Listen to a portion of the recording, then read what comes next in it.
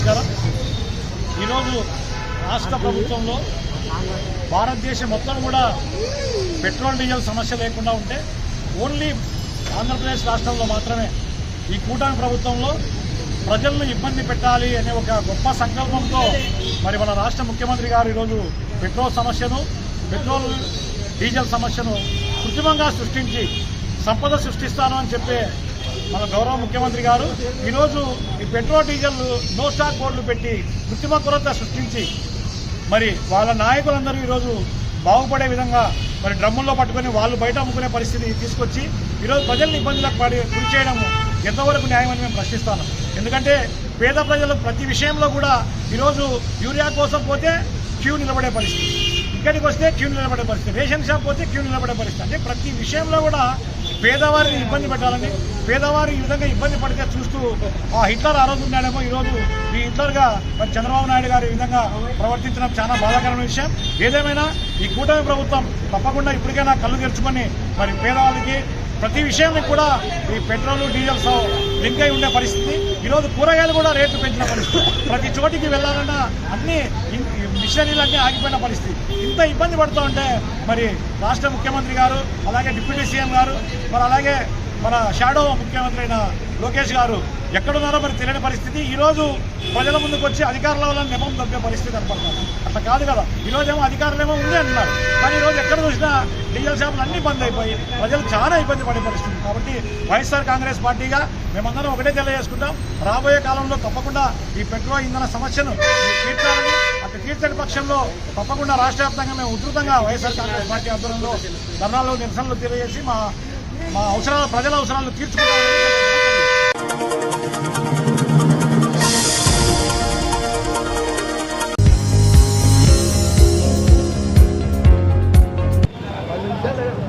అందరికీ నమస్కారం. ఆంధ్ర రాష్ట్రం డీజిల్ కొరతతో, పెట్రోల్ కొరతతో ఏ రకంగా ఇబ్బంది పడతా ఉన్నదో మనం చూస్తూ ఉన్నాం. ఎక్కడ చూసినా నో స్టాక్ బోర్డులే, ఎక్కడ చూసినా ఇబ్బందులే. ఒక్కసారి పెట్రోల్ బంక్ ఓపెన్ అయిందంటే క్యూ కట్టేసి అక్కడ తెచ్చుకోవాలి, లేకుంటే ఆగిపోతూ ఉంది. ఇటువంటి పీరియడ్లో రైతులకి ఎంత అవసరమైన హార్వెస్టింగ్ పీరియడ్, ఏ రకమైన ఇబ్బందులు ఉన్నాయి. జొన్న అయితే మన ఏరియాలో కటింగ్ పీరియడ్ ఉంది, మొక్కజొన్న కటింగ్ పీరియడ్ ఉంది, అవసరం ఉంది రైతులకు. క్యాన్లు తీసుకొని వస్తే వీళ్ళు మీరు అమ్ముకుంటా ఉన్నారని చెప్పేసి డీజిల్ బంకులు వాళ్ళు రైతులకు క్యాన్లలో ఇవ్వట్లేదు. ఏ రకంగా ఇబ్బంది పడాలా వాళ్ళు, ట్రాక్టర్లు ఎక్కడో ఉంటాయి. ఈ కష్టాలన్నీ ఎప్పుడు ఆర్టిఫిషియల్ క్రియేషన్ తప్ప వేరే ఏమీ లేదు. మీరు యుద్ధ వాతావరణం వల్ల ఇబ్బందులు ఉన్నాయని మీరు చెబుతూ ఉన్నారే, మిగతా రాష్ట్రాల్లో ఆ ఇబ్బందులు లేవే. తెలంగాణలో లేదే, తమిళనాడు లేదే, బెంగళూరు లేదే, ఎక్కడా లేదే. మీరు మాత్రం ఇబ్బందులు ఉన్నాయి, యుద్ధం ఉందని చెప్తారు. దయచేసి మీ ద్వారా నేను ముఖ్యమంత్రి గారికి డిమాండ్ చేస్తూ ఉన్నాను, ఈ కొరతను ఖచ్చితంగా తీర్చాలి. మీరు తీర్చని పరిస్థితుల్లో జగన్మోహన్ గారి ఆదేశాల మేరకు దీన్ని తీవ్రతం చేసి మిమ్మల్ని ప్రజల ముందు ఎండగొడతామని చెప్తున్నాను. అలాగే ఒక్క వ్యక్తిని అడగండి, మీరు మళ్ళీ ఇప్పుడు నిన్నైతే ఆఫీసర్లు చెప్తా ఉన్నారు డీజిల్ కొరత లేదు అని. డీజిల్ కొరత లేకుంటే ఈ బంక్ ఎందుకు మూసారండి? ఎదురుగా బంక్ ఎందుకు మూసారు? మిగతా చోట్ల ఎన్ని చోట్ల మూసారు? 70% స్టేట్లో బంకులని మూసే ఉన్నాయి. ఎప్పుడో ఒకసారి వస్తే డీజిల్ తీయడం తప్ప వేరే ఏమీ లేదు. మీ ద్వారా మరొకసారి నేను డిమాండ్ చేస్తూ ఉన్నాను, ఖచ్చితంగా మీరు మానిటరింగ్ చేసి ఈ డీజిల్ కొరత లేకుండా చేయాలి. చేయలేని పక్షంలో వైఎస్ఆర్సీపీ పార్టీ తరఫున ఈ ఉద్యమాన్ని తీవ్రతరం చేసి మిమ్మల్ని ఎండగట్టి మిమ్మల్ని ప్రజల ముందు నిలబెడతామని చెప్పి తెలుపుకుంటా సెలవు తీసుకుంటాం. నమస్కారం.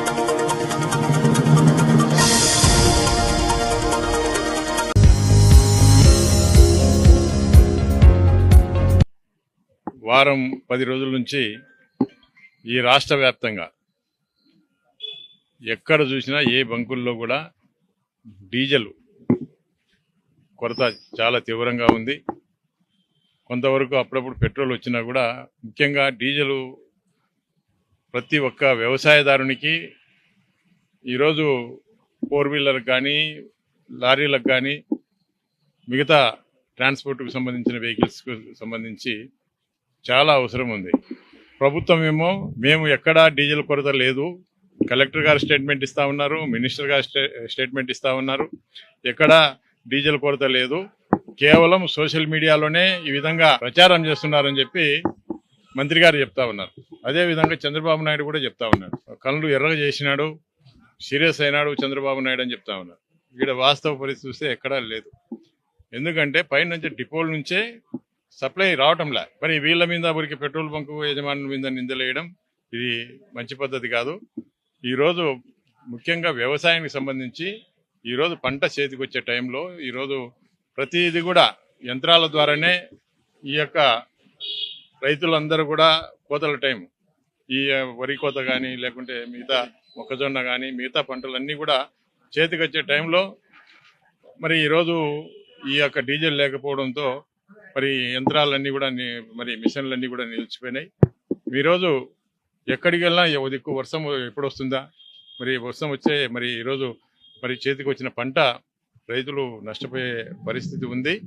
మరి అదేవిధంగా ఈరోజు మరి విజనరీ నాయకుడు నేను 48కి నేను ఎక్కడికో తీసుకుని పోతాను ఈ రాష్ట్రాన్ని అని చెప్పి చెప్తా ఉన్నాను. వాస్తవంలో అయితే విజనరీ లేదు, మరి విస్తరాకుల కట్ట లేదనేది మనకు తేటతెల్లం అవుతా ఉంది. ఎందుకంటే గతంలో జగన్మోహన్ రెడ్డి గారు ముఖ్యమంత్రిగా ఉన్నప్పుడు ఏదైనా కరోనా టైంలో ఏ విధంగా మరి కరోనాని ఎదుర్కొన్నాడు, మరి ఆ రోజుల్లో మరి ఎంతమంది మరి ప్రతి వ్యక్తికి కూడా అసలు మనిషి చూడాలంటే కూడా భయపడే పరిస్థితుల్లో కూడా మరి ఎంతో చాకచక్యంగా ఈ యొక్క రాష్ట్రాన్ని ఎక్కడ కూడా ప్రజలు ఇబ్బంది లేకుండా మరి అన్నీ కూడా చేయడం జరిగింది. కానీ ఈరోజు ఈ పరిస్థితి చూస్తూ ఉంటే మరి ఈరోజు ప్రజలు చాలా ఆవేశంతో ఉన్నారు. ఎందుకంటే మరి ఈయన గతంలో జగన్మోహన్ రెడ్డి గారు ఉన్నప్పుడు మాకు ఎలాంటి ఇబ్బందులు లేవు, మరి ఈరోజు ఈ పరిస్థితికి రావడానికి ఈ ప్రభుత్వానికి ముందు చూపు లేకపోవడం వల్లనే ఈ విధంగా మాకు నష్టం జరుగుతూ ఉంది. మరి ఈరోజు ఎక్కడి నుంచో బయటి ప్రాంతాల నుంచి వచ్చిన వాళ్ళు, ఎందుకంటే ఈ ప్రాంతం కొంత టూరిస్ట్ ప్లేస్ కాబట్టి ఎక్కడెక్కడి నుంచో బయటి ప్రాంతాల నుంచి కూడా వస్తూ ఉంటారు. మరి డీజిల్ లేక 2 రోజులు ఇక్కడే పడిగాపులు కాసి ఎక్కడో హోటళ్లలోనూ లేకుంటే మరి లాడ్జిల్లోనూ మరి అక్కడ యాగంటి టెంపుల్ దగ్గరను మరి వాళ్ళు తలదాచుకునే పరిస్థితి. మరి ఎక్కడికి పోయినా ఇక్కడ ఇటు కర్నూలు పోయినా, ఇటు నంద్యాలకు పోయినా, ఇటు అనంతపురం పోయినా, ఎక్కడికి పోయినా ఏ పెట్రోల్ బంకుల్లో డీజిల్ లేదు. మరి ఇప్పటికైనా కూడా, ఎందుకంటే ఈ ప్రభుత్వంలో మంత్రులు విదేశ పర్యటనకు వెళ్ళిపోయినారు. మరి ముఖ్యంగా మరి అన్ని శాఖల మంత్రి నారా లోకేష్ గారు కనపడకుండా పోయినాడు. మరి ముఖ్యమంత్రి గారేమో ఆయన చేతులు ఎత్తేయడం జరిగింది. మరి ఈరోజు రాష్ట్రాన్ని అధోగత పాలు చేసి ఈరోజు ప్రజలకు అవసరమైనప్పుడు సపోర్టుగా ఉండకుండా వీళ్ళు కేవలం విజనరీ అని చెప్పుకుంటూ కాలయాపన చేస్తూ మొత్తం డబ్బంతా కూడా అమరావతికి ఆ యొక్క మంచినీళ్ళలాగా ఖర్చు పెడుతూ ఈరోజు ప్రజలకు అవసరమైనప్పుడు ప్రజలకు సహాయపడకుండా, ఈరోజు రైతులకు సహాయపడకుండా ఈరోజు బజారును వేసే పరిస్థితి వస్తూ ఉంది. ఇప్పటికైనా కూడా ఈ ప్రభుత్వం కళ్ళు తెరిచి నిద్రావస్థలో నుంచి మేల్కొని ప్రజలను కాపాడాలా. ముఖ్యంగా రైతులకు చాలా వరకు ఇబ్బందులు ఎదుర్కొంటూ ఉన్నారు. ముఖ్యంగా ఈరోజు మినిస్టర్ గారు ఒక స్టేట్మెంట్ ఇచ్చినారు, మీరు ఎక్కడ కూడా క్యాన్లలో పట్టొద్దు అని చెప్పి. మరి ఈ క్యాన్లలో పట్టకుంటే రైతులు ఏ విధంగా వ్యవసాయ ఉత్పత్తులు వాళ్ళు ఇంటికి చేర్చుకోవాలా, వాళ్ళు పంటలు ఏ విధంగా చేర్చుకోవాలా, ఏ విధంగా ఈ యొక్క ఏదైనా కూడా ఒక వరి కానీ మొక్కజొన్న కానీ అన్ని యంత్రాల ద్వారానే చేస్తూ ఉన్నాం. మరి యంత్రాల ద్వారా మరి నడవాలంటే ఖచ్చితంగా ఆ క్యాన్లలో కూడా డీజిల్ పట్టాల్సిన అవసరం ఉంది. మరి దీనికి విరుద్ధంగా ప్రభుత్వం ఏదో విధంగా కుంటి సాకులు చెప్తూ ఈ యొక్క రైతులను ఇబ్బంది పెట్టే కార్యక్రమం చేస్తూ ఉన్నారు. మరి ఇప్పటికైనా కూడా ఈ ప్రభుత్వం కళ్ళు తెరిచి మరి త్వరితగతిన ఎక్కడ కూడా డీజిల్ కొరత లేకుండా, పక్కనున్న రాష్ట్రాలు ఉన్నాయి, అటు తమిళనాడు కానీ, ఇటు కర్ణాటక కానీ, ఇటు తెలంగాణ కానీ, ఎక్కడ ఏ రాష్ట్రంలో కూడా డీజిల్ కొరత లేదు. మరి ఈరోజు డబుల్ ఇంజిన్ సర్కార్ అని చెప్తా ఉన్నారు. మరి డబుల్ ఇంజిన్ సర్కార్ అయినప్పుడు మరి మీ ప్రభుత్వం కింద మాదే పైన మాదే అని చెప్తా ఉంటారు. మరి కూటమి ప్రభుత్వం అధికారంలో ఉంది. మరి పైన ప్రధానమంత్రి గారితోనూ సంబంధిత మంత్రితో కూడా మాట్లాడి మరి ఇక్కడ డీజిల్ కొరత కానీ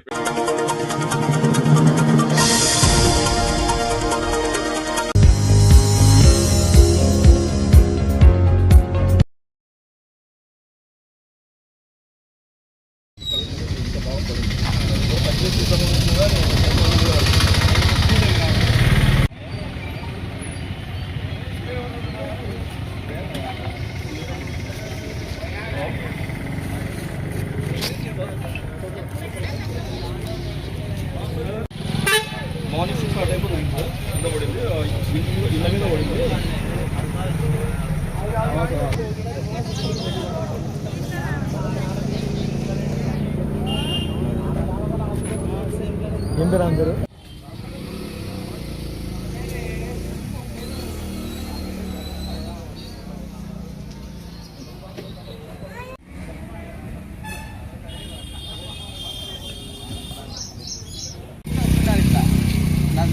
నందాలకెళ్ళి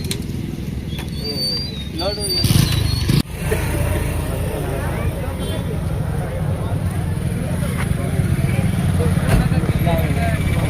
మార్నింగ్ 6 ఆ టైంలో అక్కడి నుంచి లారీ వచ్చింది. మీడికి రావడంతో అక్కడ అదుపులో ఫిక్స్ స్లిప్ అయిపోయి ఇళ్ళ మీద పడుతుంది. అంటే అదుపుతోని కారణం రోడ్డా?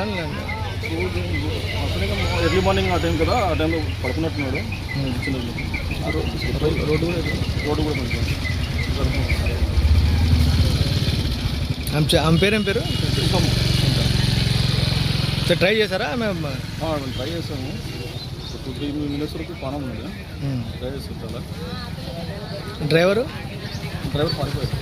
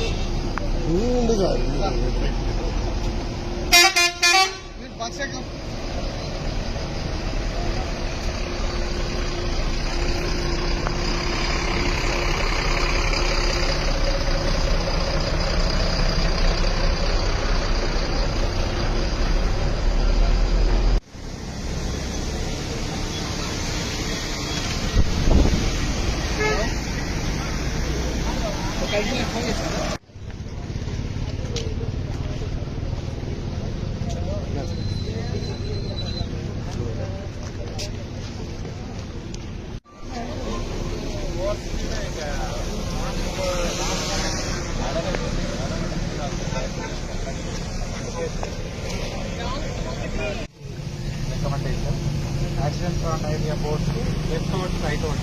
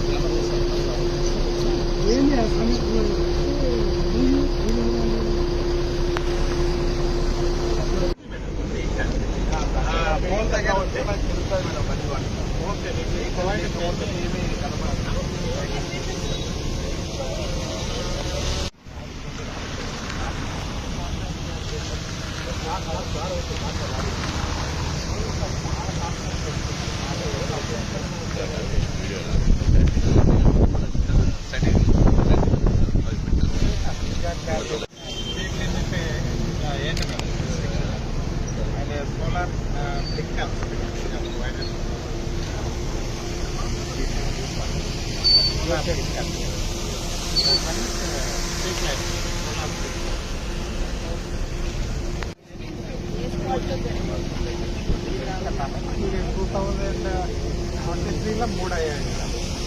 24లో 3, 25లో 1. Total accident 7. Number of fatality 23లో 2 అయినాయి.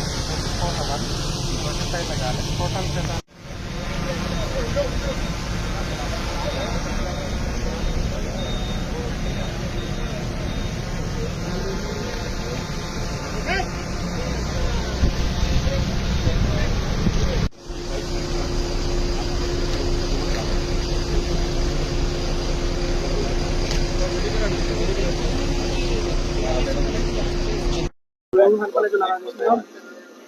అందరికీ నమస్కారం.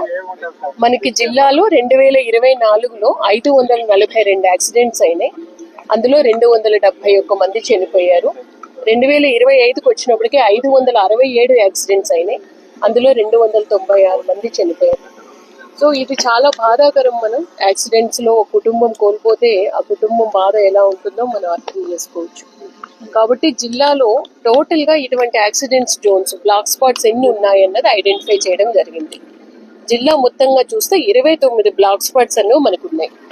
ఈరోజు మనం ఇప్పుడు NH40ని మనం ఇన్స్పెక్ట్ చేస్తూ ఉన్నాము. NH40లో 9 బ్లాక్ స్పాట్స్ ఉన్నాయి. NH44లో 7 బ్లాక్ స్పాట్స్ ఉన్నాయి. నంద్యాల టౌన్ లిమిట్స్లోనే 6 బ్లాక్ స్పాట్స్ ఉన్నాయి. NH340C అండ్ 544D కలుపుకొని 7 బ్లాక్ స్పాట్స్ ఉన్నాయి. మొత్తంగా 29 బ్లాక్ స్పాట్స్ని ఇన్స్పెక్ట్ చేయడానికి ఈరోజు మనం ఒక బస్సు యాత్ర ప్రారంభించుకున్నాం. సంబంధిత అధికారులందరూ కూడా NH, RNB, PR, పోలీస్,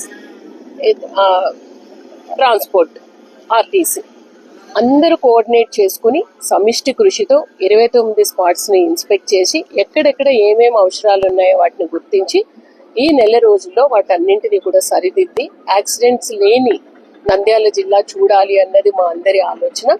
ఇది మనందరం సమిష్టిగా చేస్తేనే ఇది సాధ్యం అవుతుంది. తర్వాత ఎవరెవరు డ్రైవ్ చేస్తూ ఉన్నారో వాళ్ళు కూడా ఖచ్చితంగా సిగ్నల్స్ ఎలా ఉన్నాయి, తర్వాత మనకి స్పీడ్ బ్రేకర్స్ ఉన్న చోట స్లో అవ్వడం, నెక్స్ట్ ఎక్కడెక్కడ మనకి జంక్షన్స్ ఉన్నాయో, ఇప్పుడు మనం ఇన్స్పెక్ట్ చేస్తుంది చాగోలు జంక్షన్, ఇది 4 రోడ్స్ జంక్షన్, అన్ని వైపుల నుంచి కూడా వాహనాలు వస్తాయి. స్పీడ్ లిమిట్ కంట్రోల్లో పెట్టుకోవడం, ఇవన్నీ చూసుకోవాలి. అలాగే కార్లో వెళ్ళేటప్పుడు సీట్ బెల్ట్ పెట్టుకోవడం, బైక్ పైన వెళ్ళేటప్పుడు హెల్మెట్ పెట్టుకోవడం, హెల్మెట్ ఓన్లీ డ్రైవ్ చేసిన వాళ్ళే కాదు వెనుకున్న వాళ్ళు కూడా పెట్టుకోవడం, ఇవన్నీ జాగ్రత్తలు పాటిస్తే ముందు మన సేఫ్టీ అన్నది మనం చూసుకుంటే ఎదుటి వ్యక్తికి కూడా మనం ఇబ్బంది పెట్టాం. మన జిల్లాలో యాక్సిడెంట్స్ చూస్తే 2 వెహికల్స్ ఎదురెదురుగా ఢీకొని అగ్ని ప్రమాదాలు జరిగి మంటలు వచ్చేసినవి కూడా జరిగినాయి. సో ఇటువంటివి నివారించాలి అన్నది ఆలోచన. ఆ ఆలోచనతోనే ఈరోజు టీం అందరం కలిసి ఈ బ్లాక్ స్పాట్స్ పరిశీలన మనం చేపట్టడం జరిగింది.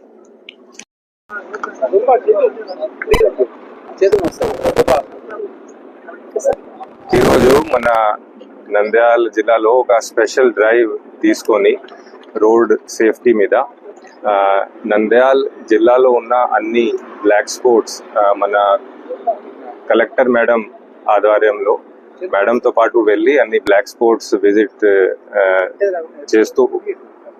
చేస్తున్నాము.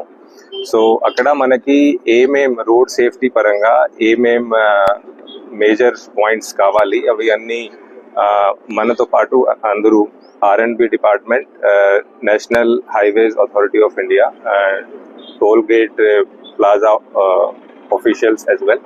సో వాళ్ళందరితో కలిసి అక్కడ మనకి రోడ్ సేఫ్టీ పరంగా ఏమేం మేజర్ స్టెప్స్ కావాలి అవి అన్ని నోట్ చేసుకొని within 1 month strict action will be started based on that, and we will make sure that road accidents in the entire Nandyal district they will be decreased. So ఇప్పుడు మనం ఇక్కడ చాబులుమెట్ట ఇక్కడ ఉన్న national highway junction దగ్గర ఇప్పుడు మేము ఉన్నాము. So ఇక్కడ మనకి బేసికలీ విలేజ్ సైడ్ నుంచి 2 రోడ్స్ వస్తున్నాయి. ఆ రోడ్స్ దగ్గర స్పీడ్ బ్రేకర్స్ ఖచ్చితంగా ఉండాలి. సో దట్ అక్కడ వచ్చిన వెహికల్స్ జంక్షన్ దగ్గర వచ్చిన vehicles they will come at a bit lower speed. Then CCTV camera మనం ఇక్కడ పెంచాలి, లైటింగ్ పెంచాలి. సో ఇట్లా ఆల్ బ్లాక్ స్పాట్స్ విజిట్ చేసి మేడంతో పాటు అండ్ మొత్తం అందర్ డిస్ట్రిక్ట్ అడ్మినిస్ట్రేషన్ తో పాటు వెళ్ళి all these steps have been started, and we will make sure that road safety in the entire Nandyal district it becomes better. Thank you.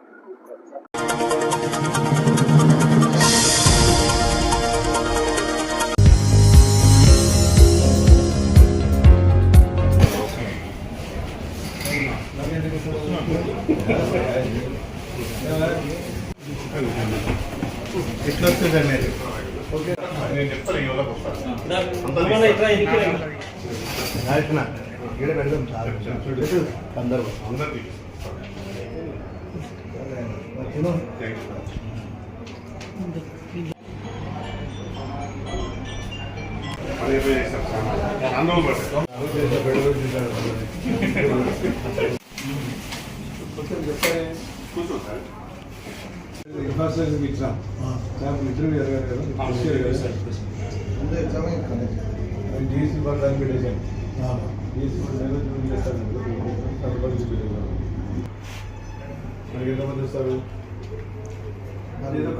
4 కోట్లది ఏం కాదు సార్.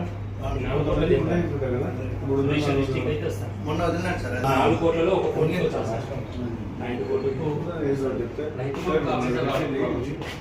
గేట్ చెక్ కొట్టు. సార్ ఇన్ని రోజులు ఉండవు సార్.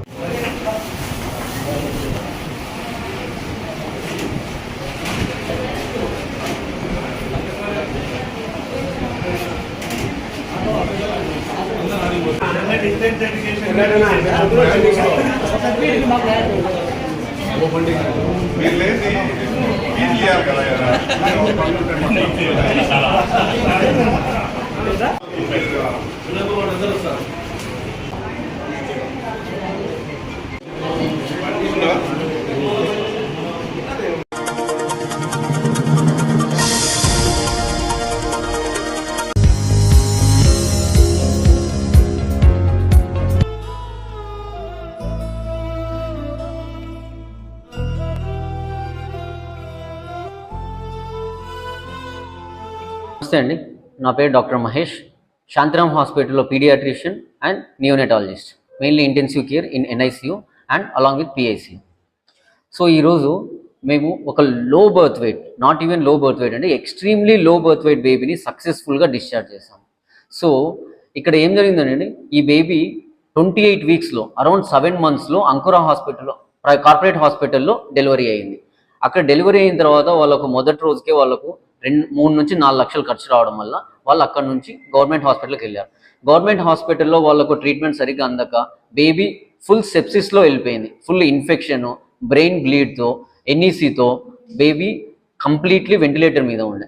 ఆ టైంలో సార్ మన దగ్గర చేయగలమా అని అడిగినప్పుడు వాళ్ళకు కాన్ఫిడెంట్గా మేము చెప్పింది ఒకటే, బేబీని మీరు తీసుకురండి, ఆరోగ్యశ్రీలో మేము పెట్టి మన శాంతిరామ్ హాస్పిటల్లో అన్ని ఫెసిలిటీస్ ఉన్నాయి, ఆ ఫెసిలిటీస్ ద్వారా మీ బేబీని మా చేతనైనంత వరకు నార్మల్ చేస్తాము, మీరు బేబీని అయితే ఇక్కడ తీసుకురండి, 100% మా చేతుల్లో ఏముందో అదంతా మేము చేయగలము, రిమైనింగ్ దేవుని దయ.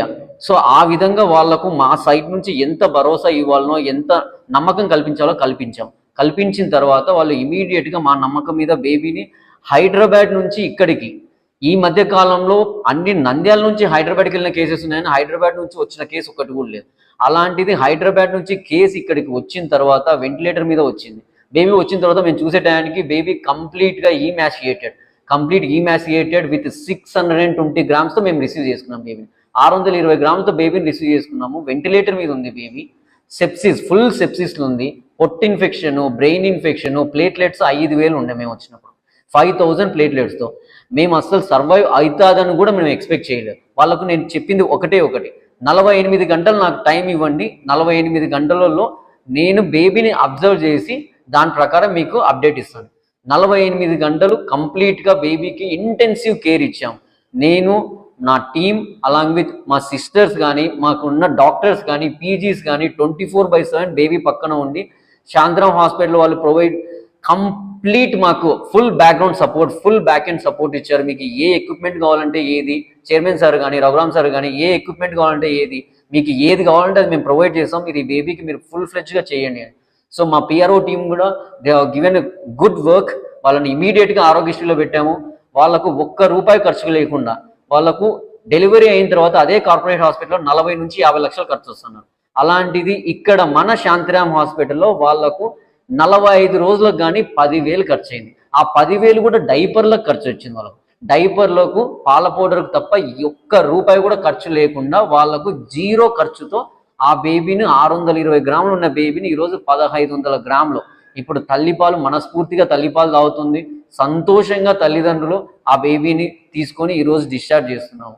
ఇంత రేర్ కేసు, మనము rare and extremely preterm cases మనం నంద్యాల చుట్టుపక్కల కానీ ఎక్కడ చూసినా కూడా 620 grams బేబీ సర్వే అనేది ఇప్పటి వరకు లేదు. అలాంటిది ఫస్ట్ మన శాంతారాం హాస్పిటల్లోనే. ఆల్మోస్ట్ మీరు చూస్తే మెడికల్ కాలేజెస్లో కూడా ఆల్ ఓవర్ ఆంధ్ర తెలంగాణలో చూసుకున్నా చాలా రేర్గా ఎక్కడా జరగంది. మనం ఇక్కడ 620 grams బేబీని మనం సర్వే చేయించి డిశ్చార్జ్ చేస్తున్నాం. This is the biggest achievement for hour Shantaram hospital and it is a biggest achievement for mainly pediatrics department in Shantaram Hospital.